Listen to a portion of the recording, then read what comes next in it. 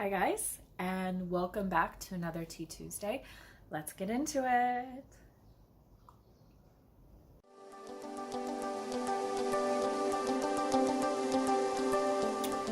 So today's questions come from a subscriber, Victoria Morgan. Shout out to you for all of these questions. She actually gave me a really long list that I will eventually do, I promise.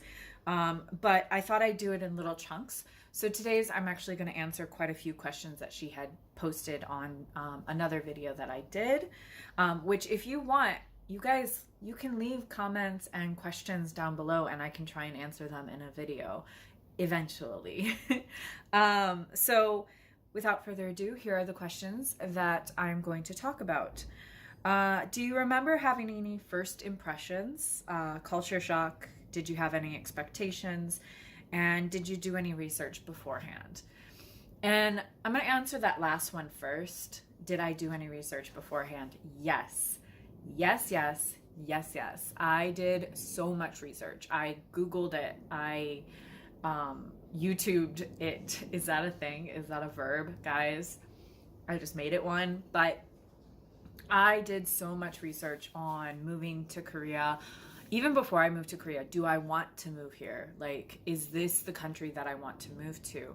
And, you know, I did a lot of research before I decided to move here, which is great. You should do your research. And that's honestly, strongly suggest doing your research before you move to any foreign country, because it will save you a lot of headache and a lot of culture shock, honestly.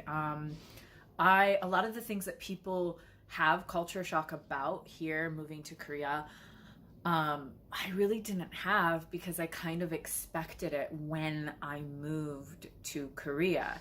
I guess my biggest culture shock moment would be when things are open. I guess I didn't really realize this, but how late things are open, but also how early things do not open. Okay, so for instance, many coffee shops, it's changing, but when I first moved here, there were no coffee shops open in the morning time. The only time I could get coffee, only place I could get coffee before going to work, and I had to be at work at 8:30. The only the only place that had coffee that was open was a Tous les Jours, which is a bakery here in Korea. And their coffee is not great, as you can imagine. So coffee shops weren't open early, but they would stay open super late. Like, we're talking 12 o'clock at night, okay? And I think that's just like the differences in culture. Like, there are, people aren't getting coffee before they go to work in the morning. Like I said, that's changed some. There is a coffee shop in my neighborhood that opens really early and closes pretty early, but they're not an eat-in coffee. Like, they're not a sit-in coffee shop. They're a takeaway coffee shop. So I think that they do most of their business in the morning time anyway. But you definitely see a lot of people sitting in the cafes late at night. And I'm like, if I drink coffee that late, I won't sleep. That was a big culture shock for me. Along with coffee shops not being open early, the amount of like restaurants and bars that just stay open until like 4 or 5 o'clock in the morning is insane to me.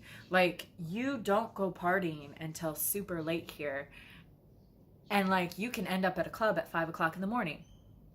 Okay, like, that is a thing here. You just go drinking all night, first round, second round, third round, etc. That was kind of shocking for me. Like, coming from America, where things close at 2 p.m. or 2 a.m. in the morning and nothing is open except for like McDonald's drive-thru or something, that was shocking for me. I'm not used to that kind of a culture, and I wasn't expecting it. And now it's kind of like, oh, well, that's a thing, and I'm okay with it. And I do actually do, like, I will stay out and I won't go to a club until like 2-3 o'clock in the morning, because that's like your last round before you take the train home, when trains start again in the morning, because transit's not 24 hours here. So I guess that was my biggest culture shock, was like things and how they're open, I guess. my first impressions of Korea were at the airport, and I was freaked out and I was worried about my dog.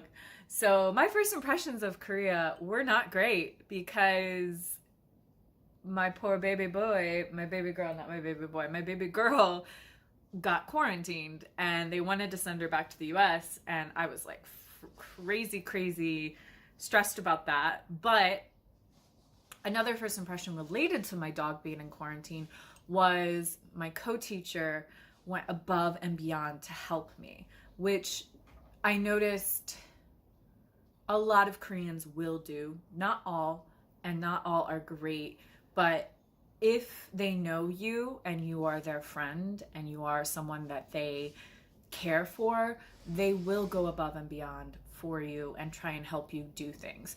And so she was like my first impression of a Korean person. She took me to dinner that night, and she immediately called what is that called, you guys? I can't English. She immediately called my parents for me, and she gave me some information to like, so I could like contact my vet back in the US. She basically allowed me to use the Wi-Fi at the hotel that I was staying at, because they didn't actually have Wi-Fi for the people in the hotel. They only had Wi-Fi for the owner, which, love motel, happens. But yeah, she helped me, went above and beyond when it came to me getting my dog out of quarantine to come live with me, and that was really great. The other thing that like resonates in my mind is that we went and got dinner, because I think it was like 7 p.m. at night or something like that.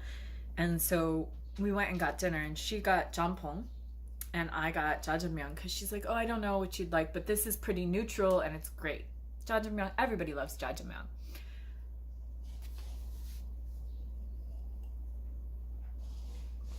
Not everybody loves jjajangmyeon.